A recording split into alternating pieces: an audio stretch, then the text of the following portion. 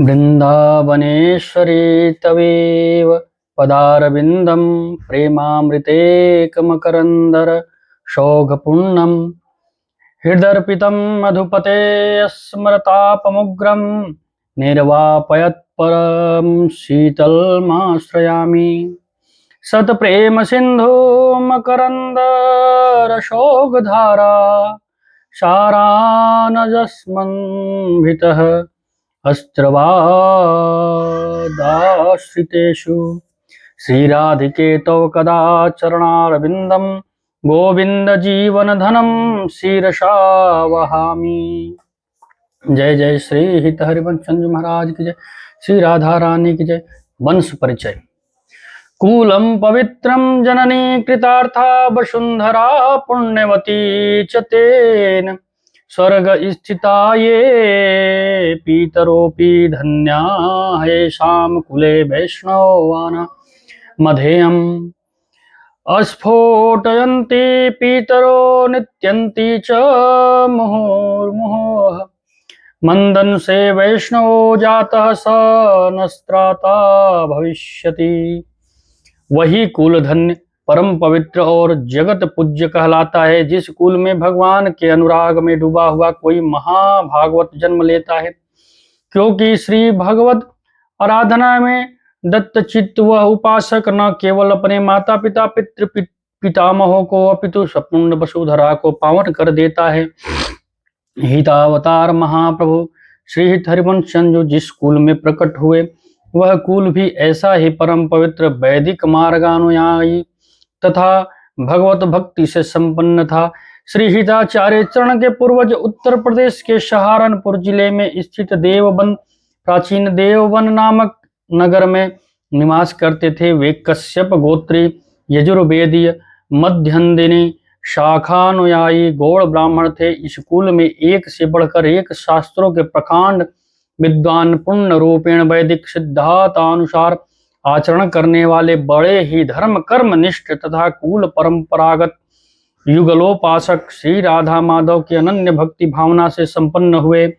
श्री हित महाप्रभु की वंशावली का वर्णन करते हुए श्री अतिवल्लभ जी लिखते हैं, विजय भट्ट के सुवन कुलाजित शुत विद्याधर भाये तीन जे जालप मिश्र प्रगट भय राधा बल्लभ से भाव भावना में मन दीनो और सकल तज है मिश्र प्रभाकर तिन के प्रगटे मिश्र उबार उबारे जीवन जीवद मिश्र सुवन हिम करजु व्यास मिश्र सुत धारे।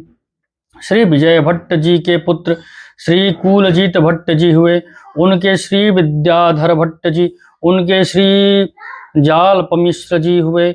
ये बड़े विद्वान और श्री राधा माधव के उपासक थे। तत्कालीन राजा ने इनका शिष्यत्व स्वीकार कर इन्हें राजगुरु की पदवी पर अभिषिक्त किया।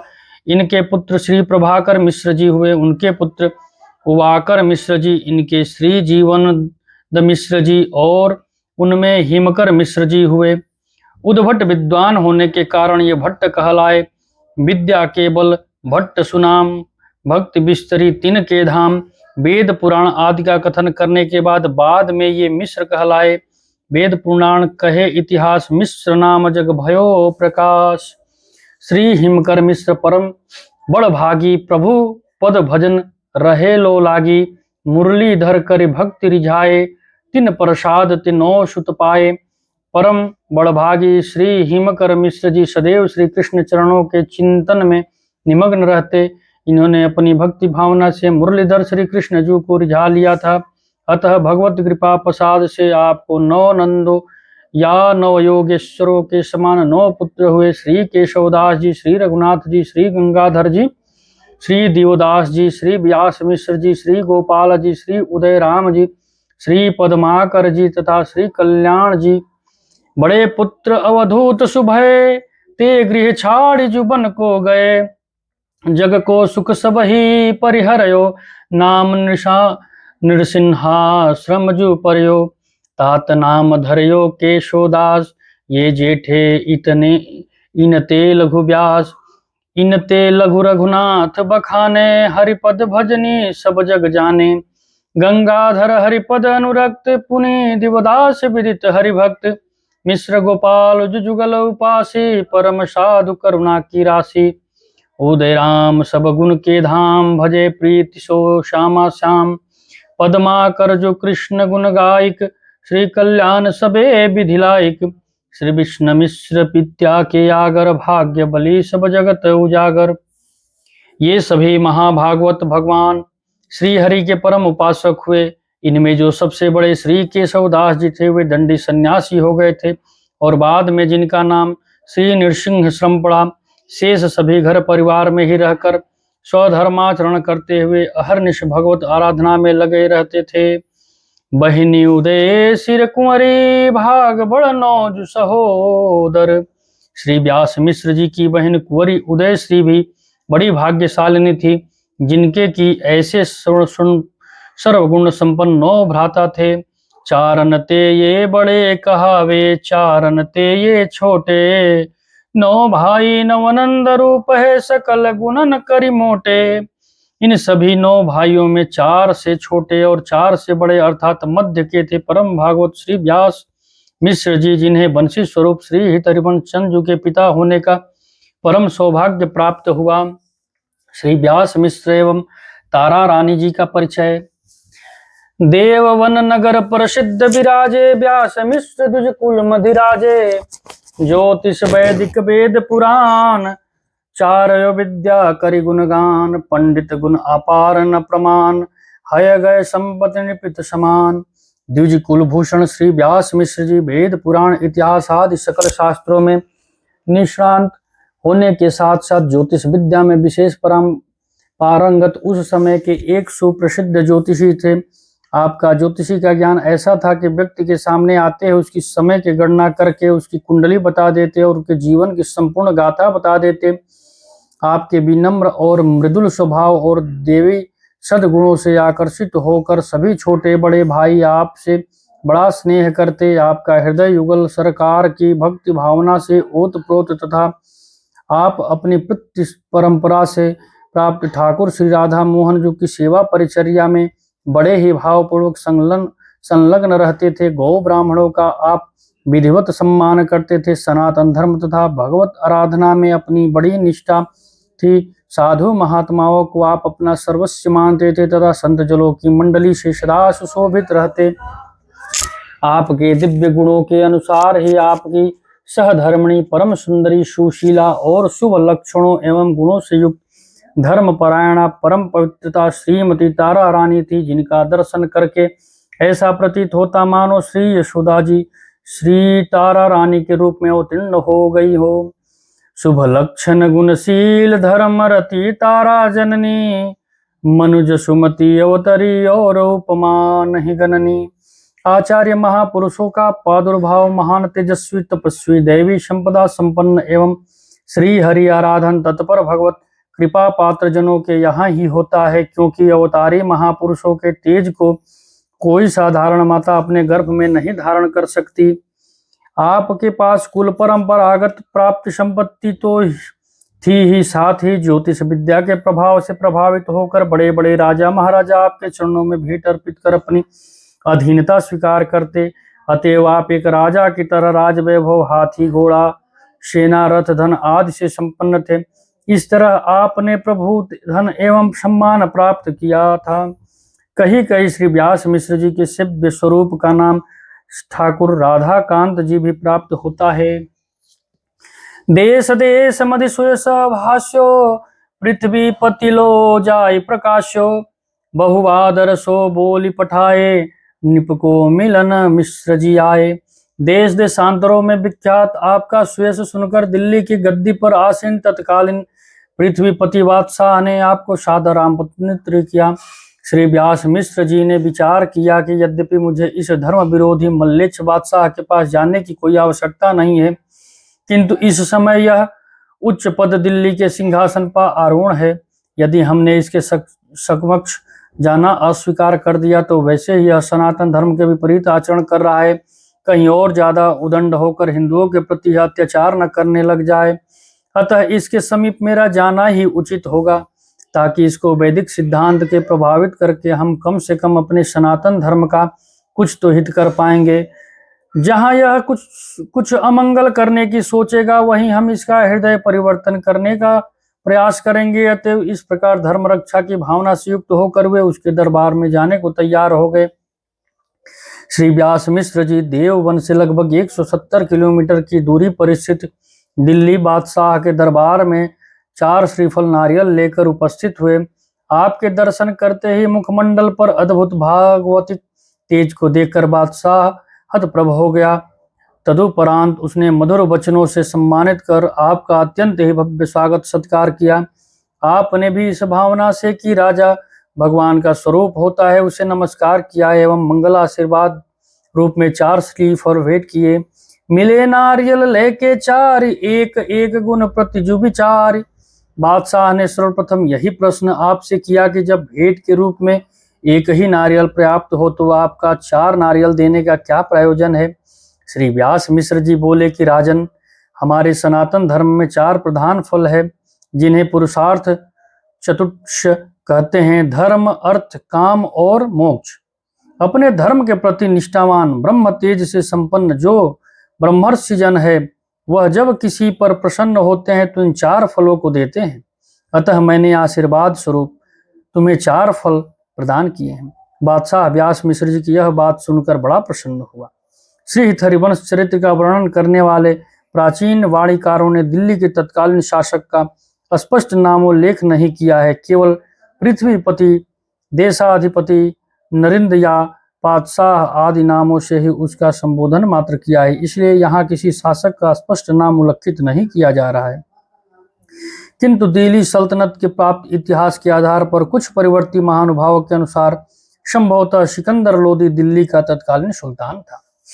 ज्योतिष आगम वेद कवेद, स्मृति पुराणन हो के भेद। जब नरिंद पूछी बा सब बात, अचरज गुण ने जानी हरता सात।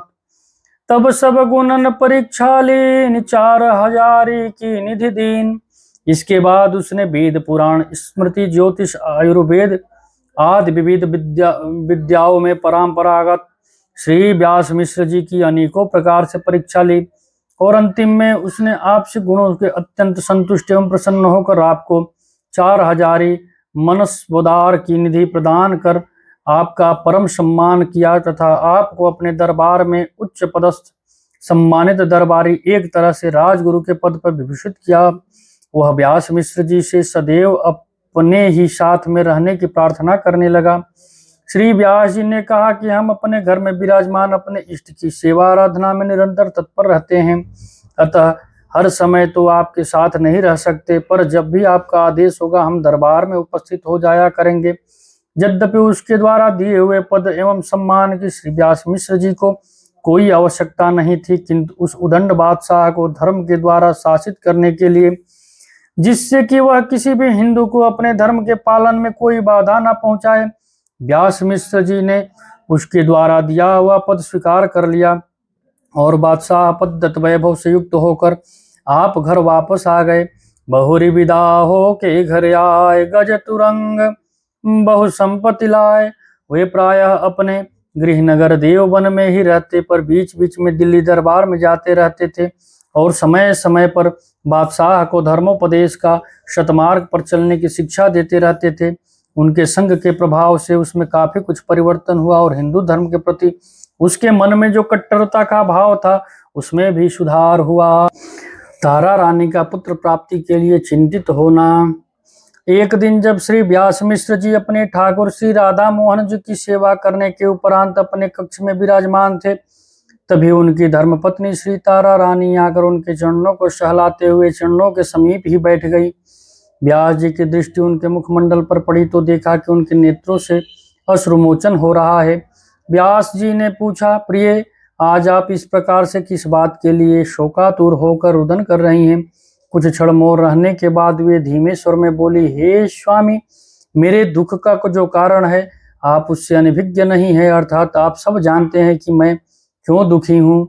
श्री राधा मोहन जी की कृपा से संपूर्ण सुख सामग्री हमारे घर में विराजमान है, परंतु निस्संतान होने के कारण कोई भी भोग सामग्री हमें सुखप्रद नहीं लगती। सब विधि संपत्ति भवन प्रकाश, संतति बिनु मन रहे उदास। भला पुत्र विहीना को सो बड़ा से बड़ा राजवैभव सुखद हो सकता है क्या? बस एकमात्र संतान के अभाव से ही मेरा हृदय व्यथित रहता है, क्योंकि गृहस्थ्रम श्रम की शोभा तो पुत्र पौत्र आदि से ही है ना। तारा रानी की वेदना सुनकर व्यास जी शुभ मधुर वचनों से उन्हें ढाढ़स बढ़ाते हुए बोले कि देखो, ज्योतिष शास्त्र के द्वारा मैं अपनी भाग्य रेखा को भली भांति देख चुका हूँ। हमारे भाग्य में संतान सुख नहीं है। आपको ज्ञात ही है कि सुसंतान प्राप्त करने के मनोरथ से हमने विविध प्रकार के व्रतानुष्ठान, दान, पुण्य कर्म आदि कर्मे में कोई कसर नहीं छोड़ी, पर लगता है मंगल में प्रभु की ऐसी इच्छा ही नहीं। सोच विचारे अपने मने, प्रभु इच्छा बलवान जुगने। अतः हमें प्रभु के मंगल विधान में संतोष धारण कर उन्हीं की सेवा परिचर्या में ही रद्दचित्त रहना चाहिए। अब जो भाग्य में है ही नहीं, उसके लिए शोक करने से क्या लाभ। व्यास मिश्र जी की बात सुनकर तारा रानी एक आशा की बहुत रंगों में भरकर कहने लगी कि मैंने आपके मुख से अनेकों पौराणिक कथानकों में सुना है कि संत महात्माओं की कृपा से कुछ भी असंभव नहीं। भाग्य में जो नहीं लिखा है वे उसे भी प्रदान करने की सामर्थ्य रखते हैं। उनकी यह बात सुनकर व्यास जी निरंतर होकर मौन हो गए और उन्हें प्रभु की इच्छा से अचानक अपने सबसे बड़े भ्राता का स्मरण हो आया कि वे बड़े ही सिद्ध कोटि के महापुरुष है और बचपन से ही भगवत आराधन में तत्पर है। यदि वह चाह ले तो हमारा प्रारब्ध मिट सकता है, अर्थात उनकी कृपा से हमें संतान प्राप्ति दुर्लभ नहीं। पर मुझे तो पता ही नहीं है कि वे इस समय कहाँ होंगे। बड़े बंधु सो मिलो जो चाहे, खबर न पावे मन ही उमाए। इस प्रकार व्यास जी मन ही मन विचार करने लगे, परंतु अपने भ्राता से मिलने का कोई सटीक उपाय नहीं दिखाई देने के कारण प्रभु के ऊपर ही छोड़कर प्रभु आप जैसा उचित चाहें वैसा ही करे, इस प्रकार प्रभु से विनय कर आप निश्चित हो गए और तारा रानी को भी ढांढस बढ़ाने लगे। भगवत प्रेरणा से श्री नृसिंह श्रम जी का देववन आगमन। अग्रज के शवदास व्यास के परम स्नेही, ते पुनि दंड भय नृसिंहाश्रम वैदेही। श्री व्यास मिश्र जी के सबसे बड़े भ्राता थे श्री केशवदास जी, जिन्होंने हृदय में तीव्र वैराग्य उदित होने पर अल्पावस्था में ही संन्यास धारण कर लिया था। अब वे दंडी सन्यासी श्री नृसिंहाश्रम जी के नाम से विख्यात थे। जगत से सर्वथा आसक्ति, ममता शून्य एवं पूर्ण निरपेक्ष होने पर भी आपका अपने अनुज व्यास मिश्र पर अत्यधिक स्नेह था और श्री व्यास जी के भक्त हृदय होने के कारण कभी कभी आप उनके घर अवश्य आते थे और घंटों भगवत चर्चा करके सुख लिया दिया करते थे। उन्हीं की विधि प्रभु आराधे, तीर्थ करी बहु साधन साधे। प्रभु प्रसन्न है वे दर्शन दियो, शीतल भयो जून को हिये। प्रभु के धाम पगन चली पर से, शिव विग्रह नयन निभर दर से। बार बार पर दक्षिणा दे के, फिरे धरा मधि सब ठाह के। दंड बहुत रहे तीन लार, हरि पर चाहे भक्ति विचार। श्री नृसिंहाश्रम जी महाराज परम बीत राग देह में रहते हुए भी विदेह अवस्था को प्राप्त अर्थात स्वरूप में स्थित भक्त ज्ञान वैराग्य से संपन्न एक उच्च कोटि के महान सिद्ध पुरुष थे। इष्ट नृसिंह प्रत्यक्ष सदाई वचन सिद्धता सब जग छाए। श्री नृसिंह भगवान इनके इष्ट देव थे तथा अनेकों बार आपको अपने इष्ट का साक्षात्कार अर्थात प्रकट में दर्शन भी हुआ। आपके द्वारा किए गए दिव्य चमत्कारों की लोक में बड़ी प्रसिद्धि थी। आप भगवत चिंतन में निमग्न होकर परम पवित्र काशी, प्रयाग, कुरुक्षेत्र, बद्रीनाथ, केदारनाथ, गंगोत्री, यमुनोत्री आदि विभिन्न तीर्थों में वह परम पावन गंगा, यमुना आदि नदियों के किनारे भ्रमण करते हुए सदैव भजन साधन परायण रहते थे। आपके अलौकिक प्रभाव से प्रभावित होकर और भी बहुत से दंडी सन्यासी सदा आपके साथ रहते थे। श्री राधा वल्लभ भक्तमाल में पंडित प्रियादास जी आपके अलौकिक प्रभाव का परिचय कराने वाले एक आख्यान वर्णन करते हैं। एक बार आप हरिद्वार में आए और वहां श्री गंगा जी में स्नान करते समय आपको गंगा जी का शीतल जल बहुत अच्छा लगा। आपने विचार किया कि इस शीतल गंगा जल से अपने भातृपूजित श्री व्यास मिश्र जी द्वारा सेवित श्री राधा मोहन जी को मैं यहीं से मानसिक स्नान कराऊं। यह विचार कर आपने गंगा जल से श्री ठाकुर जी का मानसिक अभिषेक कराया। जब यहाँ देववन में श्री व्यास मिश्र जी मंदिर में शिवार्थ गए तो देखा सारा मंदिर जल से भरा हुआ है तथा श्री ठाकुर जी के वस्त्राभूषण जल से भीगे हुए हैं। यह लीला कौतुक देखकर प्रथम तो श्री व्यास मिश्र जी मन में संकल्प विकल्प करने लगे। तत्पश्चात श्री नृसिंहाश्रम जी के भक्ति योग बल का स्मरण कर अपने चित्त का समाधान किया।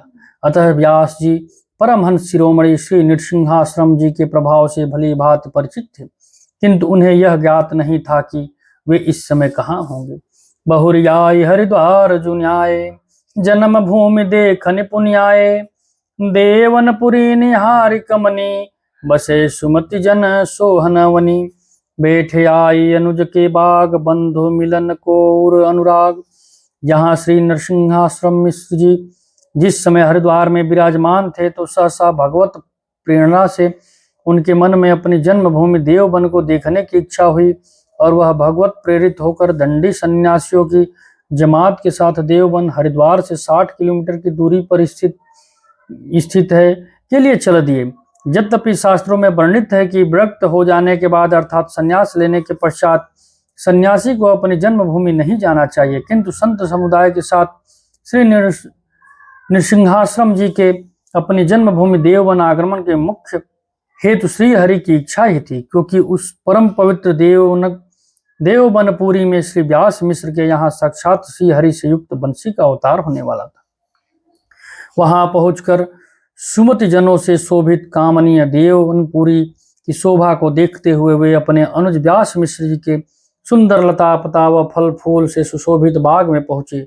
वहां उन्होंने समस्त सन्यासियों सहित अपना आसन लगाया। सुन के व्यास भये ही हरे रोम रोमानंद अति भरे पुरजन बंधु लिए सबलार मिलत चले सुनी ताहि वार पद वंदन करि भुज भरि मिले इत उत परम प्रेम सुख झिले। श्री व्यास मिश्र जी को जैसे ही सूचना मिली कि श्री गोस्वामी नृसिंहाश्रम जी बाग में पधारे हैं, यह सुनते ही उनके तो आनंद का ठिकाना न रहा। उनका रोम रोम आनंद से खिल उठा और तत्काल ही वे अपने बंधु बांधवों के साथ लेकर श्री स्वामी जी के दर्शन के लिए पहुंचे। व्यास मिश्र जी ने देखा कि अवधूत शिरोमणि श्री नृसिंहाश्रम जी संत मंडली में ऐसे सुशोभित हो रहे हैं जैसे तारागणों के मध्य में चंद्रमा शोभित होता है। व्यास मिश्र जी ने सपरिवार सभी दंडी सन्यासियों सहित श्री नृसिंहाश्रम जी को साष्टांग प्रणाम कर उनका अर्चन बंदन किया। श्री नृसिंहाश्रम जी ने भी भुजाओं में भरकर उनका आलिंगन किया। परस्पर मिलकर सभी अत्यंत आनंदित हुए। तब सखी सुखपूर्वक विराजमान हो गए तो यथा योग्य सबने मिलने के बाद स्वामी नृसिंहाश्रम जी कथा सुनाने लगे। जहाँ जहाँ पर से हरिधाम कहे बंधु सो ले नाम प्रभो चरितन की चर्चा करी आनंद वार दिगन के ढरी चर्चा करत जाम दे गए असन कराई विदा पुनि भय कर बर जोर बिनती करी कोमलवानी आरती भरी प्रात भवन चली पावन कीजे सब ही कृपा कर दर्शन दीजे। उन्होंने विचरण करते हुए जिन जिन तीर्थों भगवत विग्रहों या भगवत लीला स्थलियों के दर्शन किए थे उन सबकी महिमा सुनाई। तदोपरांत वे प्रभु के मंगलमय चरित्रों की चर्चा करने लगे। उनके मुखार बिंद से भगवत कथामृत का पान करके सबके नेत्रों से आनंद राशि बहने लगे। सभी लोग कथा सुधा पान करने में ऐसे निमग्न हो गए कि कब 2 याम 6 घंटे बीत गए किसी को पता ही नहीं चला। इसके बाद सुकुटुंब व्यास मिश्र जी ने श्री नृसिंहाश्रम जी व उनके साथ आए सभी सन्यासियों को बड़े प्रेम से भिक्षा कराई, प्रसाद पवाया और उनसे मिलकर जाते समय व्यास जी ने हाथ जोड़कर प्रार्थना करते हुए बड़े ही विनम्रता पूर्वक कहा, भगवान यदि आपको कोई असुविधा न हो तो आप कृपा करके प्रातः काल भवन में पधार कर उसे पावन करे और सभी को अपना दर्शनों से कृतार्थ करे। अनुज बिनती मानि जुलई, घर चलिवे की आज्ञा दई। बंधु दरस भय सुखती जुहिए, आई भवन विश्राम जुकिए। नाना विध के पाक बनाए, तेल प्रभु के भोग धराए। व्यास बंधु को लहन जुगए, चरण बंद आनंदित भय। सहित समाज अनुज गृह आए, चरण धवाई सादर बैठाए। चरणों दिकले भवन पखार्यो, पुनि सब ले मस्तक धार्यो। आई आई सब चरण निबंधे, पुर परिवार सुजन आनंदे। नाना विध के पाकज परसे, जयवत हरिजन अति सुख सरसे। अपने अनुज व्यास मिश्र की दैन्य पुण्य प्रार्थना को सुनकर श्री नरसिंहाश्रम जी उनके भवन चलने को तैयार हो गए। यह जानकर व्यास मिश्र जी आनंदित होते हुए अपने महल में लौट आए और यहाँ सबको सूचित किया, हम सभी बड़े सौभाग्यशाली हैं और हम पर प्रभु का बड़ा अनुग्रह है, क्योंकि कल प्रातः काल परमहंस शिरोमणि श्री स्वामी नरसिंहाश्रम जी संत मंडली सहित हमारे भवन को पावन करने के लिए यहाँ पधारेंगे। इस बात को सुनकर सभी लोग बड़े हर्षित होकर कल की तैयारियां में जुट गए। प्रातः काल होते ही नाना प्रकार के पकवान बनाए गए और उनका ठाकुर श्री राधा मोहन जी को भोग पधराया गया। आज व्यास मिश्र जी के सकल परिवार के हृदय में परम आनंद छाया हुआ है, लेकिन इससे भी ज्यादा तारा रानी के मन में भगवत तरंगे उछाल ले रही है और ऐसा उनको लग रहा है मानो आज उनका हृदय का संताप सदा सदा के लिए दूर हो जाएगा। इधर व्यास मिश्र जी की कुछ सहृदय नगर वासियों को लेकर के उनको लेने के लिए गए। श्री नरसिंहाश्रम जी सहित सभी दंडी सन्यासियों के श्री चरणों की वंदना कर उन सबको आनंदित होकर अपने घर लाए। सबने उनको साष्टांग प्रणाम किया, फिर सुंदर आसन पर उन्हें विराजमान कराया एवं बड़े आह्लादित हृदय से मिश्र दंपति ने उनके चरण पखारे तथा चरणोदक का पान किया। वह घर में छिड़काव किया, उनका विधिवत पूजन अर्चन बंदन कर उन्हें बड़े प्रेम से प्रसाद पवाया। हरि के जनों को प्रसाद पाते देखकर सभी लोग बड़े प्रसन्न हुए तथा प्रसाद पाने के उपरांत जब नरसिंहाश्रम जी सहित सभी संतजन सुखपूर्वक आसन पर विराजमान हो गए तो लोक व्यवहार की दृष्टि से श्री स्वामी नरसिंहाश्रम जी ने पूछा, कहो व्यास मिश्र कैसे हो, सब कुशल मंगल तो है ना? व्यास जी बोले, भगवान आप जैसे भगवत अनुरागी संत महाजनों के चरण कमलों की कृपा से सब कुशल क्षेम है और किसी बात का कोई अभाव नहीं। आरज की लज्जा कछुमानी, ऊंचे दूर बैठी दुजरानी। जो जो मुन की ओर निहारे, लोचन भरी त्यो त्यो जल ढारे। हरिजन कोमल हृदय महाई, अनुजहि बोली बात समुझाई। दूर करो संदेह हमारो, कही विधि बधु नैन जल ढार। बूझो जाई आई सो कहो, प्रभु जन है वेक दुख क्यों सहो। स्वामी जी की दृष्टि जब श्री व्यास मिश्र जी की धर्म पत्नी तारा रानी की तरफ गई तो उन्होंने देखा कि वह दूर छिपकर उदास चित्त में बैठी हुई थी और उनकी तरफ देखकर अश्रु बहा रही थी। संत जनों का हृदय तो वैसे ही परम कोमल होता है, पर दुख द्रवित सो संत पुनीता, वह किसी को रोते हुए कैसे देख सकते हैं। अतः स्वामी जी ने अपने अनुज व्यास मिश्र से कहा, तुम्हारी बधू किस बात से दुखी उदास है, उसे क्या परेशानी है, उससे पूछकर हमें बताओ। प्रभु के जन होकर इस प्रकार दुखी उदास होना ठीक नहीं है। व्यास आई घर ताड़न कियो, सुख में दुख क्यों व्याकुल हियो। या को उतरु हमको देव, यह बुझ्यो है मुनि संदेह। कृपा रूप मुनि हरिपद ध्यानी, कौन बात है उनते छानी। विविध भांति संपत्ति गृह माही, एक संतति बिन शोभा नाही। हिम कर मिश्रनो जो सुत गेहा, हम घर एक न यह संदेहा। जाय कहो मो मुख के बचना, वे ज्ञानी समुझत जग रचना। मुनि समरथ प्रणनीति दुख हरता, अनहोनी जो कृपा बल करता। व्यास जी ने जाकर तारा रानी को समझाते हुए कहा, ऐसी शुभ घड़ी में तुम रुदन क्यों कर रही हो। स्वामी जी जानना चाहते हैं तुम्हें किस बात की पीड़ा है। नीचे दृष्टि कर तारा रानी ने कहा, निरंतर भगवत चिंतन में निमग्न रहने वाले कृपा मूर्ति मुनिवर को कोई बात छिपी तो नहीं है उनकी कृपा प्रसाद से लौकिक किसी भी भोग वैभव की हमारे पास कमी नहीं है, पर बिना संतान के ये सब संपत्ति शोभित नहीं होती। आपके पिता के घर आप तो 9 भाई हैं, पर हमारे यहाँ तो एक भी संतान नहीं है। इसलिए मेरे हृदय में एक तत्सपुत्र की प्रबल चाह है, जो अभी तक पूर्ण नहीं हो सकी। यही मेरे दुख का कारण है। हे स्वामी, आप उन मुनि श्रेष्ठ जो प्राण जतनों को दुख को हरने में सर्वसमर्थ है, उनको जाकर मेरे हृदय की पीड़ा को कहते हुए उनसे यही विनती कीजिए कि वे मेरी अपने कृपा बल से अनहोनी, जो मेरे भाग्य में संतान उत्पत्ति का योग्य नहीं है, को भी होनी में बदल कर हमें एक संतान की प्राप्ति करा दे। यही मेरी चिंता का मूल कारण है।